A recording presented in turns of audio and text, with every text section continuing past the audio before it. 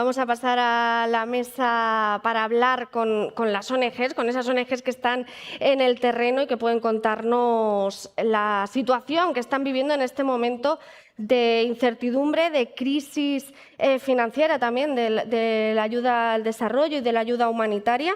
Así que vamos a pedir que pasen cuando puedan, que se están preparando. Virginia Saiz, directora general de Plan Internacional en España, Isla Ramos, directora general de Save the Children en España, y Mar del Mar Linde, directora general de Aldeas Infantiles SOS. Muchísimas gracias a todas. Un aplauso para ellas, por favor. ¿Cómo estáis? Muchas gracias por estar aquí. Y eso se hace más necesario que nunca, otra vez, es esa frase que siempre decimos, pero desgraciadamente nos la hacen hacer ese trabajo de las organizaciones en terreno y, sin embargo, en un momento, ¿no?, en el que está más cuestionado muchas veces ese trabajo, esa ayuda humanitaria y también que, por otro lado, esa financiación se ha visto recortado. Tengo aquí algunos datos de esa crisis estructural del sistema humanitario. La ayuda oficial al desarrollo cayó entre un 9 y un 17% en 2025, mientras, como hemos visto, aumentan conflictos, desplazamientos y crisis climáticas. Nunca antes hubo tantas necesidades y, al mismo tiempo, tanta fragilidad financiera. Y hay un cambio de modelo en marcha, motivado en gran parte por ese desmantelamiento de grandes donantes como USAID, Estados Unidos, esa ayuda que era soporte de muchas organizaciones y que de un plumazo se ha ido. Y vamos a hablar de eso, de ese momento en el que, por esta crisis también financiera, parece que todo salta un poco por los aires y también las organizaciones, ¿no?, miran cómo hacer y cómo adaptarse, pero también esa pregunta que lanzaba Ignacio Escolar, ¿qué pasaría, ¿no?, si no estuvieseis vosotras, esas organizaciones, esos activistas en el terreno? Porque a veces parece que hay muchos que intentan que no estéis. Entonces, antes de nada, una pregunta para las tres, enlazando con eso. ¿Qué pasaría? No tanto qué pasaría, sino qué pasa ahora mismo ya. No hace falta poner el condicional, ¿no? Ahora no sé si vosotras ya estáis notando de algún modo esa crisis financiera y ese momento de retirada de fondos. Cuéntame, si quieres. Claro. Bueno, muchísimas gracias por la invitación. Muy honrada de estar aquí. Yo llevo 26 años fuera de España, acabo de llegar hace 2 semanas, entonces liderando ahora un equipo maravilloso en Plan Internacional. Y la verdad que esa pregunta que hacéis de origen es muy existencial para todos nosotros, ¿no? ¿Qué pasaría? Y obviamente nosotras que nos dedicamos a esto, para nosotras es claro, ¿no? Sobre todo porque el día a día de lo que estamos haciendo, en el caso de Plan, trabajando en 80 países, y yo que he tenido la oportunidad de ver la organización durante 20 años en Uganda, en Egipto, en República Dominicana, desde lo global, realmente te das cuenta que es mucho lo que se ha logrado. Hay veces que tenemos esta imagen muy paternalista, muy simplista del trabajo que hacemos, ¿no? Y es esa imagen de que un niño pobre, una niña pobre y alguien blanco del norte llega y da. Y claro, cuando trabajas en el centro, ¿no?, en los países, te das cuenta que lo que hacemos es muy complejo, ¿no? Hacemos desde lo local, hacia lo municipal, hacia Naciones Unidas, desde donde acabo de llegar, que estaba en Nueva York esta semana, y realmente ves que lo que hacemos es un enfoque de soluciones, ¿no? Es realmente trabajar para que, por ejemplo, República Dominicana hoy tenga una ley que prohíbe el matrimonio infantil, o en Uganda que haya una política que promueve el desarrollo infantil, o sobre todo en este contexto tan marcado por las guerras, pues que seamos una organización, pues la primera que pudo responder en el contexto, por ejemplo, de Sudán, dando kits de alimentos a 12.000 familias. Entonces, cuando ves todo eso, es bastante complejo, ¿no? Entonces, un mundo en el que no ve a las ONGs o no ve el trabajo de desarrollo es un mundo que está negando una visión hacia una realidad de un mundo que cada vez es menos solidario, más bélico.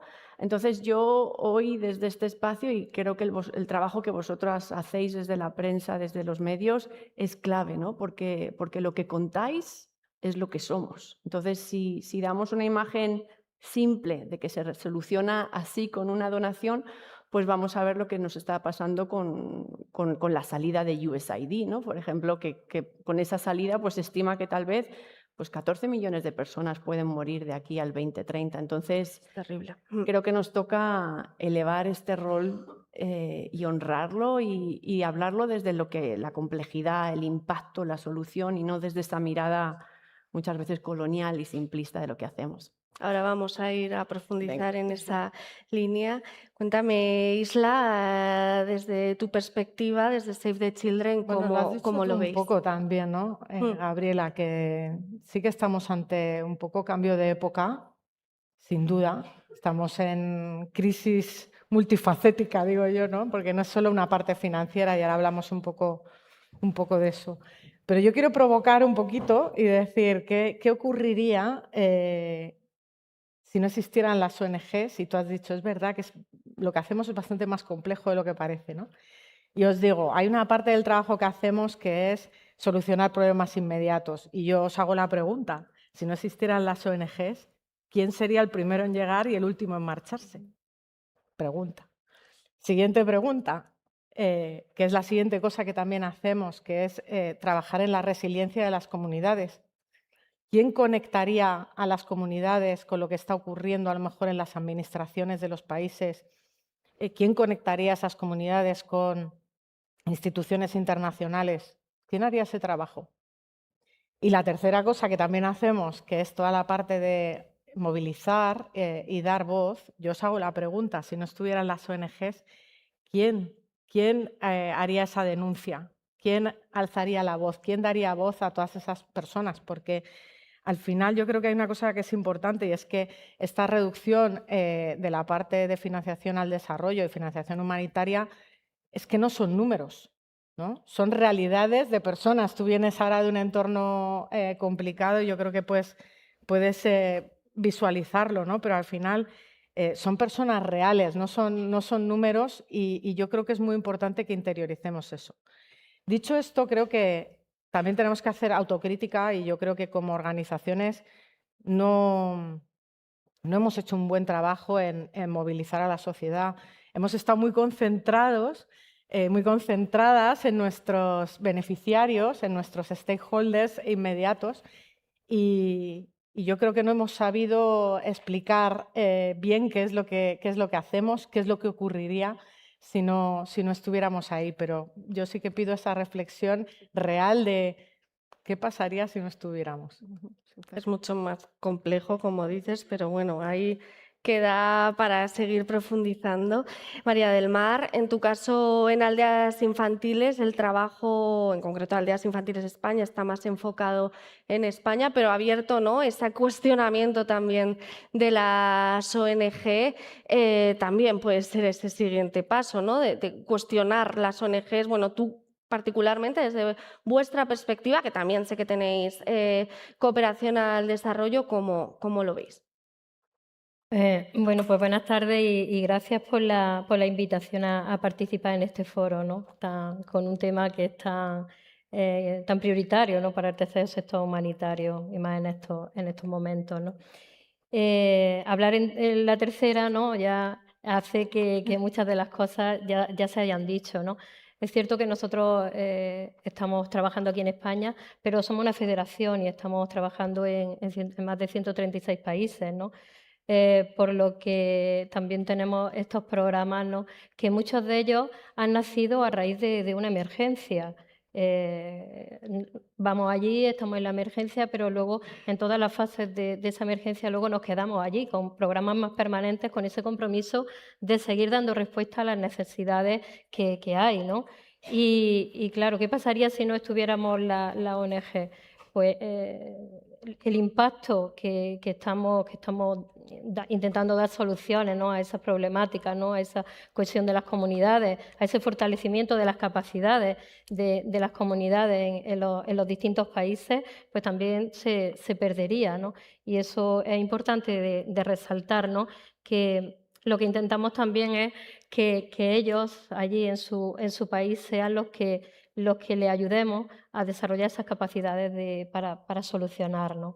Y luego, pues bueno, todas las conexiones, ¿no? Las conexiones con la administración, con los gobiernos. Como bien dice, nuestro trabajo ahora está en muchos sitios como una sospecha, ¿no? Las ONG, ¿no? Nos ven como a muchos de los periodistas, ¿no? Como observadores, como denunciantes, pero es que también ese es nuestro papel, ¿no? Cuando vemos algo que tenemos que hacerlo así, ¿no? Y que movilizar, como comentaba Isla, también a la sociedad. Vamos a un punto de todo este debate que es muy amplio, que has ido lanzando tú, Virginia. En este momento en el que todo se está cuestionando, hay un elemento claro, ese foco y esas críticas que se han hecho muchas veces a la forma de concebir la ayuda humanitaria del norte al sur, ¿no? de que el poder venga del norte y salven en cierta manera al sur, que ahora que llevamos muchos años con ese debate, pero quizá ahora en este momento de inestabilidades en el que todo está en el aire, quizá es un momento, ¿no? de verdad dar ese paso y hacer algunos cambios. Sé que en plan en concreto justo has empezado tú como directora, ¿no? a dar esos pasos de ir transformando y de ir cambiando la organización, y nos interesa cómo eso se lleva a cabo. Esta apuesta generalizada implica solo que la ayuda sea más eficiente y barata, o es que por fin estamos admitiendo que el modelo El Salvador Blanco ya no funciona, porque se puede ver, ¿no? desde fuera de ahora sí se hace, ¿no? Porque quizá hay menos financiación. ¿Es una apuesta por cambiar de verdad esa concepción de la ayuda? Muy buena pregunta. A ver, es una apuesta y realmente es la única opción. A ver, creo que somos un sector que lamentablemente tenemos la tragedia de definirnos por lo que no somos. No somos gubernamentales, no somos non-profit. ¿Qué somos? ¿No? Y parece que cuando hablamos de dinero, de eficiencia, es como si nos estuviéramos vendiendo al lado oscuro, ¿no? Yo creo que lo que está pasando ahora mismo es el golpe que el sector necesitaba para reinventarnos, ¿no? Para espabilar, en cierta para espabilarnos. Y no solo por un tema de que hay menos recursos y tenemos que, lamentablemente, parece que competir más, es porque, a ver, el norte y el sur, el momento en el que estamos es muy distinto. Eso antes era todo de blanco, negro, hombre, mujer, norte, sur, rico y pobre. Y era mucho más fácil. Era los del norte con el dinero llegaban y daban dinero al sur y el sur implementaba. El sur de hoy no es el sur de hace 30, 40 años. O sea, las capacidades que hay, la sociedad civil que hay. Entonces, yo que vengo un poco de esa realidad, pues me he dado cuenta que el rol que estamos jugando es muy distinto. Entonces, y que las recetas que se han desarrollado desde el norte no se pueden aplicar igualmente. O sea, tú no puedes trabajar igual con un Paraguay, Guatemala, que con Liberia o países que están en plena crisis humanitaria, ¿no? Entonces, el cómo siempre hemos hecho cómo el sur se adaptaba al norte y cómo nosotros poníamos las reglas del juego. Yo creo que el rol de organizaciones como las que están aquí hoy sentadas no es fustigarse y decir hay que desaparecer, no tenemos nada que hacer.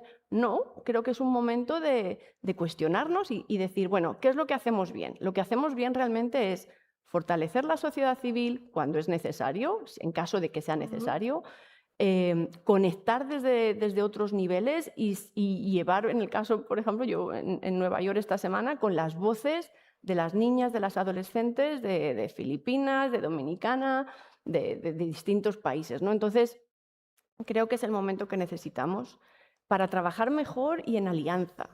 Y no solo desde esa mirada de los donantes, ¿no? De decir, no, estamos aquí para trabajar como iguales, ¿no? El cómo yo me asocio con mis colegas en otros países y no desde esa mirada desde que me lo sé todo. Dejar de llevar consultores y fotógrafos desde aquí hacia allá y decir, bueno, es que Chad tiene fotógrafas y fotógrafos espectaculares, ¿no? Entonces, creo que estamos en un momento de apreciar lo que existe, y si estas palabras de decolonizar o localizar nos ayudan, creo que son lo que necesitamos para empezar desde lo que ya existe y no imponer desde fuera. Gracias, es un debate muy amplio, pero oye, has dado en las claves y gracias por esa capacidad de resumir. Isla, también es otro punto, ¿no?, que queríamos tocar importante, es esos conflictos y cómo también el silencio informativo, como he comentado antes, en algunos conflictos concretos, como puede ser Sudán, donde ahora mismo, que ahora mismo sufre la mayor crisis humanitaria, ¿no? Y sin embargo no está en los medios. ¿Cómo también, más allá de la financiación, eso también os acaba afectando en la propia ayuda que proporcionáis y cómo es trabajar en un país en el que no hay apenas foco mediático? Sin embargo, la situación es muy grave, ¿no? Me encanta que me hagas esa pregunta. Hay tantas crisis olvidadas, o sea, no se nos olvide, bueno, o dato, ¿no? 200 millones de niños y niñas en el mundo que necesitan la ayuda humanitaria para sobrevivir. O sea, es un dato chocante. Save the Children trabajamos en más de 100 países, llegamos a más de 105 millones de niños y niñas y muchos de ellos y de ellas están en crisis olvidadas, como el caso de Sudán, ¿no?, que lleva 3 años, pero crisis sobre crisis, ¿no? Son crisis que tienen una naturaleza muy compleja, son crisis que ya se acumulan, ¿no? Se acumula un conflicto sobre un Estado ya fallido, donde al final las organizaciones, como es nuestro caso, acabamos asumiendo el papel de la estructura para dar soporte porque ha desaparecido el Estado, ¿no? No existe. Y tienen una serie de cosas en común. Suelen ser crisis tremendamente complejas, como digo, crisis sobre crisis, donde la situación de seguridad hace muy difícil informar, ¿no? A vosotros resulta súper difícil, a nosotros nos resulta súper difícil estar y eso hace que tengan muy poca visibilidad, por tanto, se va perdiendo el foco. Y luego que no nos olvidemos que estamos en un momento que hay tantas crisis, que es que, bueno, lo que contabas tú, estás en una crisis intentando reportar sobre una crisis y te estalla otra y de repente la que tú tenías pierde un poco totalmente de foco, ¿no? Esto tiene un efecto, yo con mi libro, ¿no?, un efecto devastador, sobre todo sobre la infancia, porque una de las mayores cosas es el impacto que tiene sobre la educación. O sea, Sudán es el lugar del mundo con el mayor tiempo donde han estado cerrados los colegios. Fíjate. O sea, y es que eso son infancias prácticamente atravesadas por la completa complejidad de todos los aspectos y bueno, muy complicado, pero hay muchos países como Sudán. Es verdad que Sudán ahora es una de las mayores crisis, sin lugar a duda, pero no nos debemos de olvidar de todas las demás, ¿no? Sobre todo, yo pienso que cuando desaparecen todos estos servicios básicos, porque desaparece absolutamente toda la capacidad que hay, tanto social como del propio Estado, de dar apoyo a las propias personas del país, ahí es donde ya la situación se complica muchísimo y nuestro papel pues, es prácticamente el de supervivencia, trabajando como vosotros en unas circunstancias súper complicadas, ¿no? Y mensaje de la persona que tenemos de Save the Children, el jefe del equipo de Save the Children en Sudán, que lo que nos dice es las personas en Sudán nos dicen que nos hemos olvidado de ellos. O sea, qué duro, ¿no? Totalmente. Si ya la reflexión es dura, que te lo digan directamente, pues bueno, también recuerda, ¿no? Y espabila también para que los medios intentemos de alguna manera poner ese foco. Hablabas de infancia y de cómo muchas vidas de niños que al final impacta toda la sociedad, como generación están atravesadas.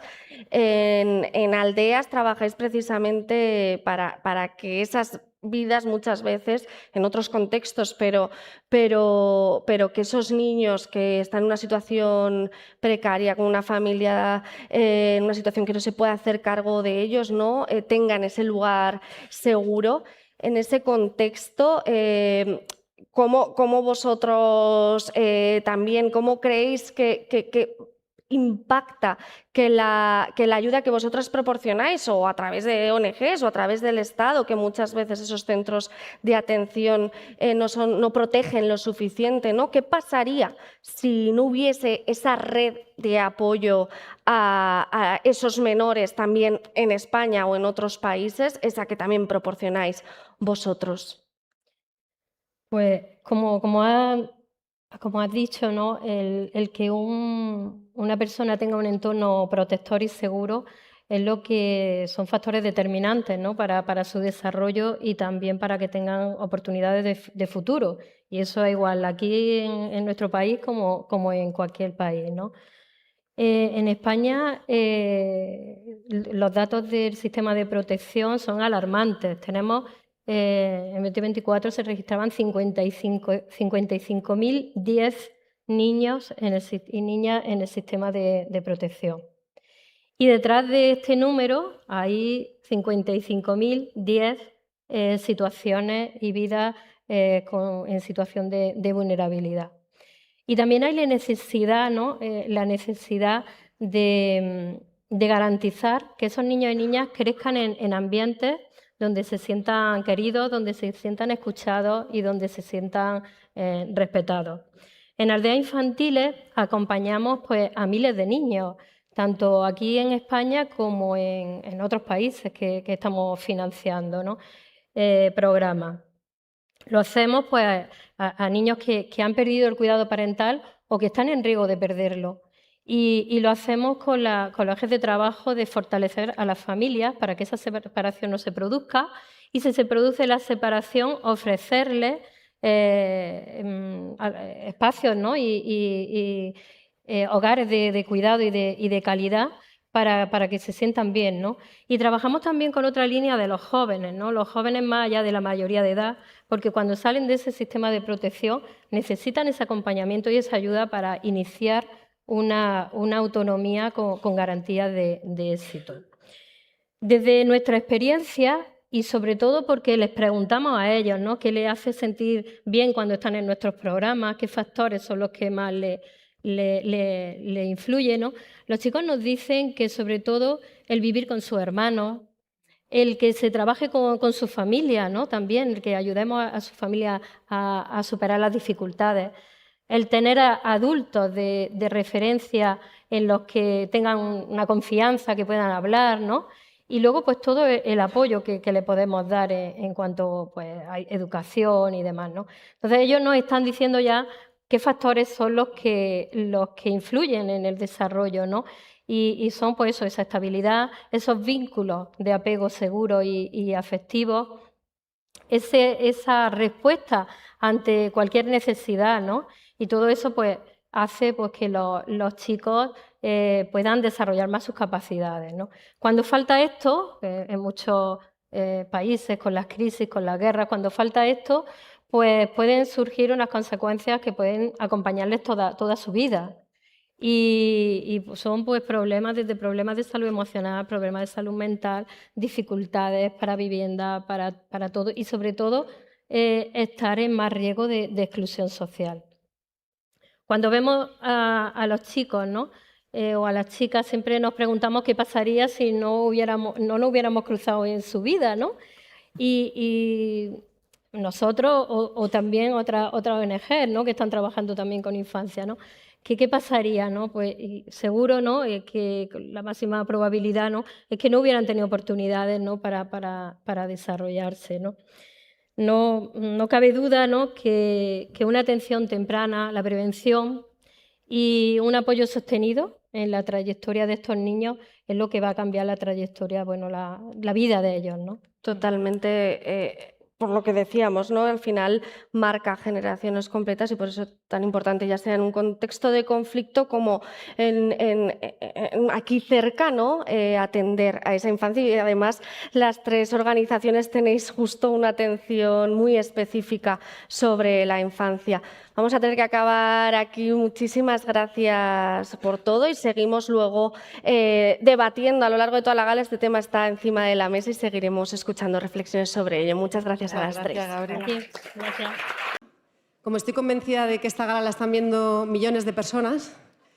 me gustaría pedirles que fueran a las salas de cine. Gracias. Y si no podéis ir a la sala de cine, por lo que sea, porque a veces no se puede, por favor, no veáis las películas a doble velocidad, porque las películas se pueden acelerar, pero las personas no podemos sentir en reproducción rápida. El cine es sentir, y sentir necesita el tiempo de lo humano. Buenas noches.